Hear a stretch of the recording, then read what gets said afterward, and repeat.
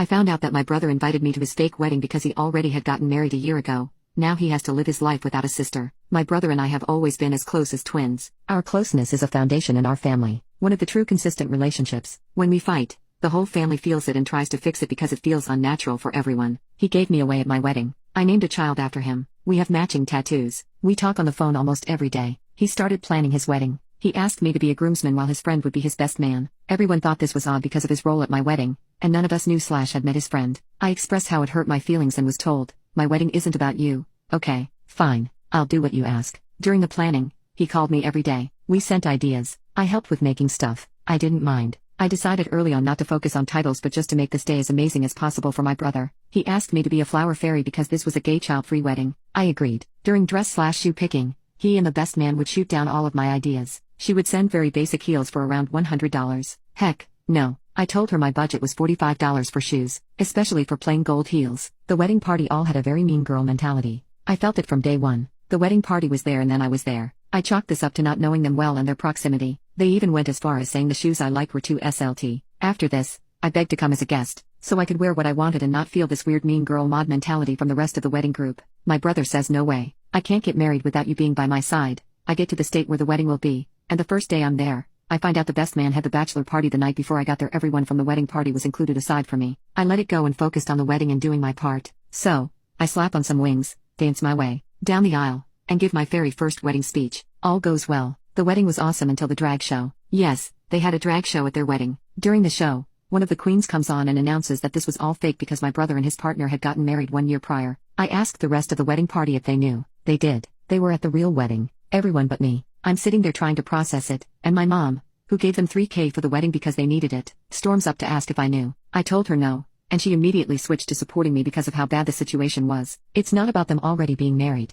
They can do what they want. I spend over $4,000 on this wedding. I had to get a plane ticket because I was out of state. I paid for a week at an Airbnb, one night. Most of the wedding party stayed at the house I rented because they didn't have anywhere else to stay and did not even offer to pay for any of it. The dress for the wedding, the fairy wings I handmade, all of it. I spent too much time and money on this wedding, but then I start to remember all of the lies. They got married, and 3 days later, my brother was at my house while I gave birth to my last child because I always wanted him to be a part of my huge moments. Knowing he had just married, he held my newborn and said nothing. They gaslighted me, saying I was crazy and feeling left out. He's saying he can't get married without me, lying to my face every single day for a year. Just all of it. After realizing all of this, I tried to leave without making sense. His husband mockingly asked me if I was mad. I said I'd talk to them another day and they should enjoy their night. Knowing I was upset, I could leave without anyone else at the wedding. Before I could leave, the happy couple pulled me into a room. My brother was crying, saying he didn't do this to hurt me. I kept it together, saying enjoy our night, and we will talk another day. His husband said, "Oh, so there is something to talk about then." I repeat,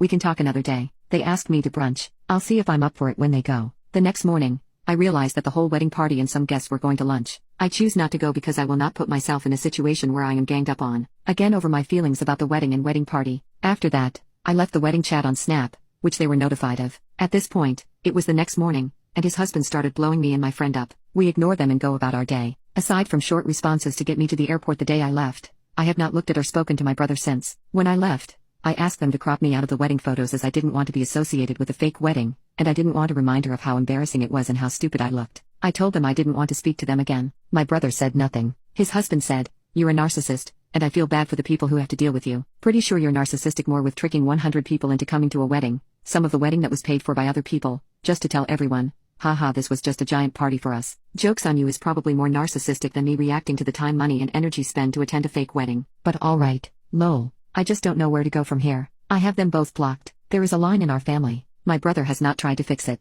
He had the chance to show me what I meant to him. He did. Now I have to believe him. Update, things are the same. They are still blocked. One suggestion was to write him a letter, which I did the day after this happened, and I left it in his room. I laid out all of my feelings and described them in detail. How hurt I was. I lost all of my manners when I landed, and my husband informed me that he sent him a message saying that I was overreacting. I said a lot of things that I was not very proud of. I stand by my truth and my perspective of what happened. To say that I am mourning is an understatement. This whole situation has made me question a 30-year relationship. Realizing his capability to live a double life that I'm not a part of has rocked my entire world and my sense of reality. I'm not okay. I'm going to spend the next year being no contact. I will go to therapy and get my mind, body, and soul in the best place possible while pushing as much good karma into the world as possible. Maybe then I can decide if I want to close that door fully and permanently or if I'm at a place where I'm willing to create a new normal with him. I am devastated and heartbroken.